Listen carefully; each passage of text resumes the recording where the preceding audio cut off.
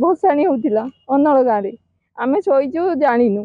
सब आमको जाकि गाँ लोक आमको जाकि गाँ पिला पाड़िया पिटा करी आम घरे पशिकी टेका पत्थर मारी घर कबाट भांगी घरे पशि आमको घुसारिकी आम झील बोह को शेल व्यवहार करके घिंसा उटरा कर लुगापटा चिरिकी बाडेकी आउ जनकर घर पाचेरी भांगी देकी टेका पत्थर मारिकी आमको ये कले जहाँ नास्ते घर पोड़ी देकी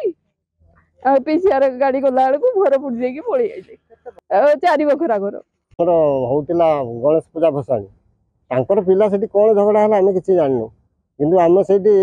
छुआ पिला गुड़िक मोर सब बहु मैंने अच्छा से हठात 200 ରୁ 300 पिला आसिले आसिक आम घर द्वार भांगी झील बोह को मारपिट कर घर द्वार पोड़ी देकी विभिन्न माने भाषा गाड़ी देती असभ्य भाषा गाड़ी देती शला पानी को बाड़े सब सफा करदेबू ये आउ कहीं रखईदेबुनि यही शला पान 6 भाई बोली बेसी शला उद्धत होती सी बंधु बांधव आणिकी कुआडे आणिकी आम सहित झगड़ा कर आशार आम काली राति सुधा शुने पीसीआर गला दमकल बाहिनी गले जाइए आमको सांत्वना देवु आम आसिक आज सका थाना द्वारस्थ होती